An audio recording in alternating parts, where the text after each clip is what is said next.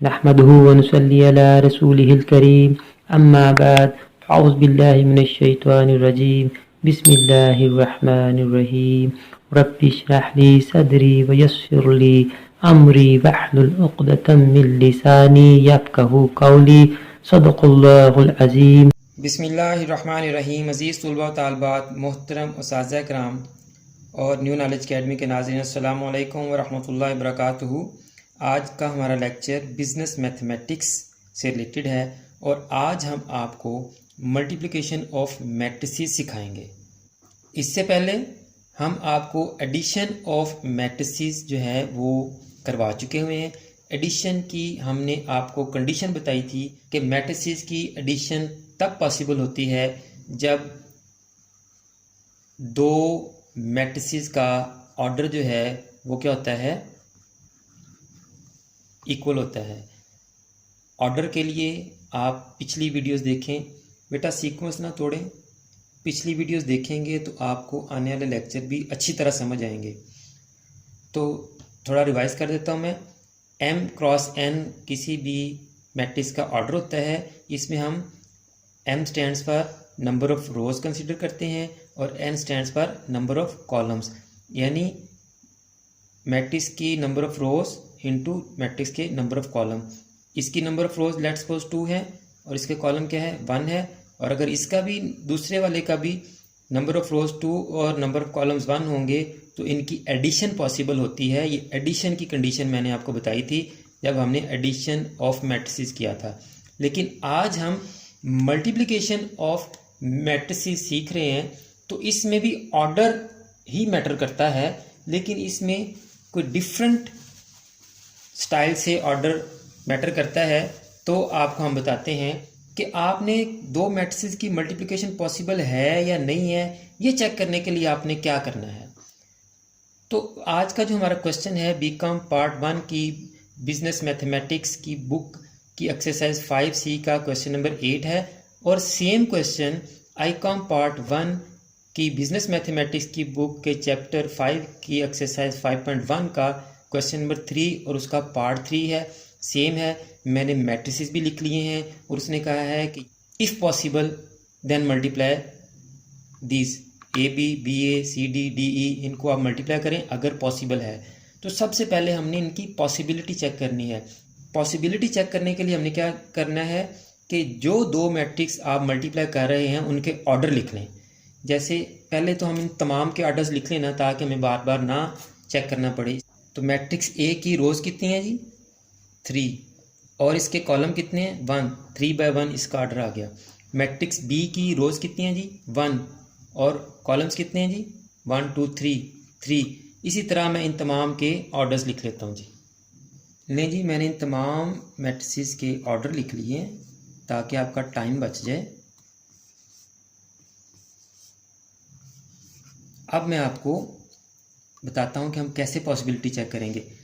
पहले A और B को वो कह रहा है मल्टीप्लाई करें, तो पहले तो हम इसकी पॉसिबिलिटी चेक करेंगे कि आया ये मल्टीप्लाई होएंगे भी कि नहीं होएंगे।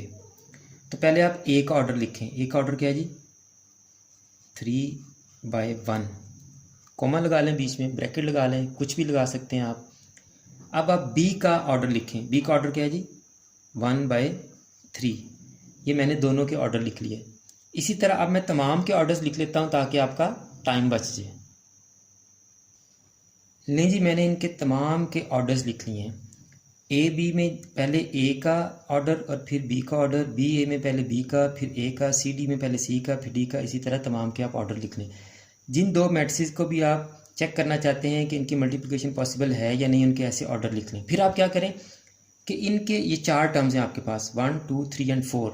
जैसे आप A ratio B proportion C ratio D, आपको याद होगा ये अंदर वालों को हम क्या कहते थे भला, मीन्स। आप यही समझें, हैं तो नहीं लेकिन आप समझें कि आपने मीन्स अंदर वाली देखें आप रकमें कौन सी हैं, उनको आप सर्कल कर लें। तो जिन दो मैट्रिसेस को आप मल्टीप्लाई कर रहे हैं, अगर उनके ये सेंटर वाले नंबर इक्वल होंगे, बराबर होंगे, तो उनकी मल्टीप्लिकेशन पॉसिबल होगी। जिनके ये इक्वल या बराबर नहीं होंगे उनकी मल्टीप्लिकेशन पॉसिबल नहीं होगी। ये दोनों बराबर हैं, ए बी की मल्टीप्लिकेशन पॉसिबल है। ये 3 और 3 बराबर, बी ए की भी पॉसिबल है, इसकी भी पॉसिबल। इसके देखें ये बराबर नहीं है ना, तो डी ई की मल्टीप्लिकेशन पॉसिबल नहीं है। इसकी भी पॉसिबल है, ये देखें दोनों बराबर नहीं है, तो इनकी मल्टीप्लिकेशन पॉसिबल नहीं है। ये भी बराबर नहीं है, इनकी मल्टीप्लिकेशन पॉसिबल नहीं है। ये दोनों बराबर हैं, एफ ई की मल्टीप्लिकेशन पॉसिबल है, ये बराबर नहीं है। ए और ए की मल्टीप्लिकेशन पॉसिबल नहीं है।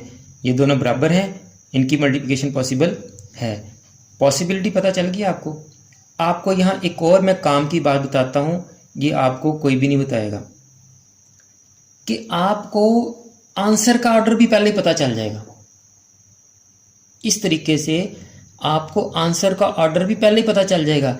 जब आप ए और बी को मल्टीप्लाई करेंगे तो ये जो साइडों वाली रकम है ना आपकी, ये आपका आंसर का ऑर्डर होगा। यानी आपके आंसर का ऑर्डर क्या होगा, 3/3। यहाँ आपके आंसर का ऑर्डर क्या होगा, 1/1। यहाँ आपके आंसर का ऑर्डर क्या होगा, 3/3। यहाँ आपके आंसर का ऑर्डर क्या होगा जी, ऊपर लिख देता हूँ मैं, 3/2। और इन दोनों के आंसर का ऑर्डर क्या होगा जी, 2/2। तो आपको मल्टीप्लिकेशन की पॉसिबिलिटी भी पता चल जाएगी और आंसर का ऑर्डर भी पहले पता चल जाएगा। इन दोनों को अभी हम मल्टीप्लाई करके आपको इनके ऑर्डर भी कंफर्म करवाते हैं। लेकिन उससे पहले आप कॉन्सेप्ट देख लें मल्टीप्लिकेशन का। आपको मल्टीप्लिकेशन और मैट्रिसेस की डेफिनेशन भी याद हो जाएगी। हमने दोनों के ऑर्डर लिखे थे, m क्रॉस n और m क्रॉस n, और हमने कहा था कि जब ये इक्वल हों तो मल्टीप्लिकेशन पॉसिबल होती है। तो m stands for number of रोज और n stands for number of columns, m stands for number of rose, n stand for number of columns. यानी पहले मैट्रिक्स के नंबर ऑफ कॉलम्स और दूसरे मैट्रिक्स की नंबर ऑफ रोज इक्वल होंगी तो आपकी मल्टीप्लिकेशन पॉसिबल होगी। डेफिनेशन क्या बन गई, if number of columns of first matrix is equal to the number of rows of second matrix then multiplication is possible. और आंसर में आपके पास पहले मैट्रिक्स की रोज, दूसरे मैट्रिक्स के कॉलम आपके आंसर के ऑर्डर में आएंगे जी। अब मल्टीप्लिकेशन करते हैं। इधर हम पहले बी ए को मल्टीप्लाई कर लेते हैं, matrix B multiply by matrix A. पहले आप मैट्रिक्स बी को लिखें, 1 8 7। इन दोनों मैट्रिक्स की मल्टीप्लिकेशन से मैंने आपको एक और कॉन्सेप्ट समझा देना है जिसके ना आने की वजह से बच्चे अक्सर गलती करते हैं। तो लें जी, आपने पहले मैट्रिक्स की रो को दूसरे मैट्रिक्स के कॉलम्स के साथ मल्टीप्लाई करना होता है। दो मैट्रिसेस की मल्टीप्लिकेशन पॉसिबल ही तब होती है जब पहले मैट्रिक्स की रो के एलिमेंट दूसरे मैट्रिक्स के कॉलम के एलिमेंट्स के इक्वल होते हैं। यहाँ कितने एलिमेंट्स हैं रो में, 1 2 और 3। यहाँ कॉलम में कितने एलिमेंट्स हैं जी, 1 2 और 3। तो जब आप एक ही रो और एक ही कॉलम के एलिमेंट्स को मल्टीप्लाई कर रहे होंगे तो पहले को पहले से, दूसरे को दूसरे से और तीसरे को तीसरे से मल्टीप्लाई करेंगे और दरमियान में प्लस लगाते जाएंगे जी।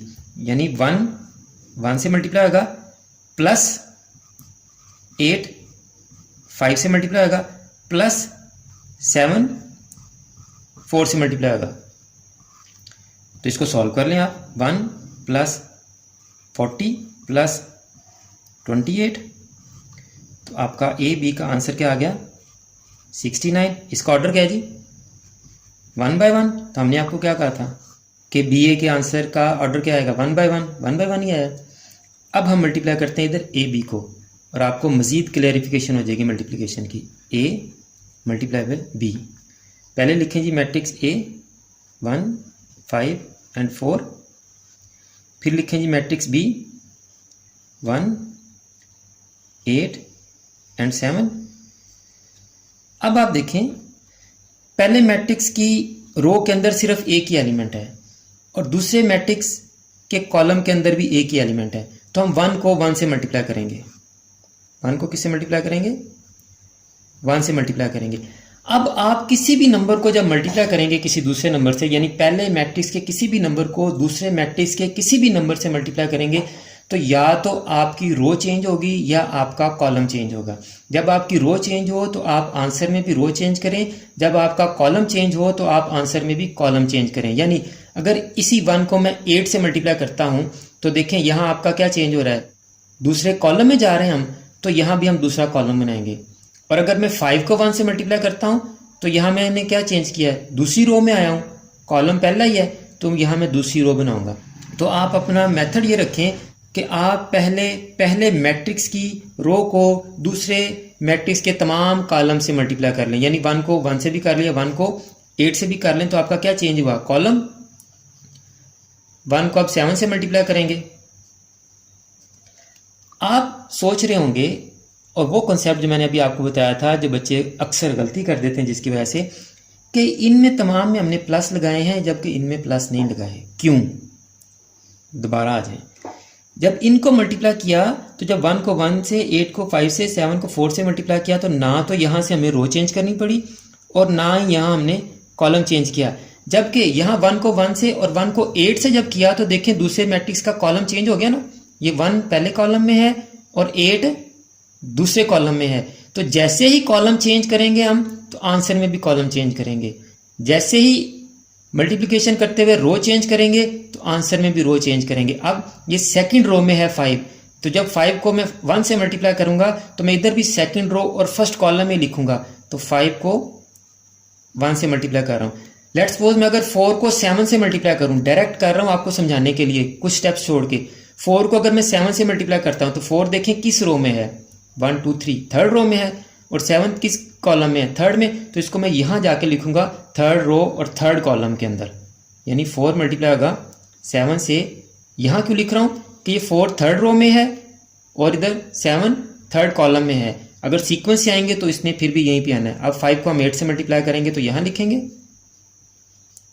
5 को 7 से मल्टीप्लाई करेंगे तो यहाँ लिखेंगे, 4 को 1 से मल्टीप्लाई करेंगे तो देखें थर्ड रो और फर्स्ट कॉलम, और 4 को 8 से मल्टीप्लाई करेंगे तो यहाँ लिखेंगे, और 4 को 7 से मल्टीप्लाई करेंगे तो यहाँ लिखेंगे। अब आप इनके आंसर्स लिख लें, 1 1 ज़ा 1, 5 1 ज़ा 5, 4 1 ज़ा 4, 8 1 ज़ा 8, 8 5 ज़ा 40, 8 4 ज़ा 32, 7 1 ज़ा 7, 7 5 ज़ा 35 और 7 4 ज़ा 28। आप बताएं जी आंसर का ऑर्डर क्या है जी, 3/3। और हमने आपको क्या कहा था कि आपको आंसर का ऑर्डर भी पहले ही पता चल जाएगा। उम्मीद है कि आपको मल्टीप्लिकेशन का सारा प्रोसेस समझ आ गया होगा कि कैसे आपने दो मैट्रिसेस की मल्टीप्लिकेशन की पॉसिबिलिटी चेक करनी है और कैसे आपको आंसर का ऑर्डर भी पहले ही पता चल जाएगा। और मल्टीप्लिकेशन करते हुए हमने कौन कौन से स्टेप्स फॉलो करने हैं ये भी मैंने आपको डिटेल से बता दिया है। आप इसकी मज़ीद प्रैक्टिस करें। अगर आपसे क्वेश्चंस फिर भी नहीं हो रहे तो आप हमें कमेंट में लिखें, हम आपको मज़ीद मल्टीप्लिकेशन के क्वेश्चन सॉल्व करके देंगे। दुआ में याद रखिएगा। अल्लाह हाफिज़। आखिर में हमेशा की तरह मेरी दुआ है कि अल्लाह ताला तमाम स्टूडेंट्स को ना सिर्फ दुनिया के तमाम इम्तहानात में कामयाबी अता फरमाए बल्कि आखिरत के तमाम इम्तहानात में भी कामयाब करे और तमाम मुसलमानों का ख़ात्मा बिल ईमान फरमाए। आमीन। मुझे भी अपनी दुआ में याद रखिएगा। तो अगली वीडियो तक के लिए फी अमानिल्लाह।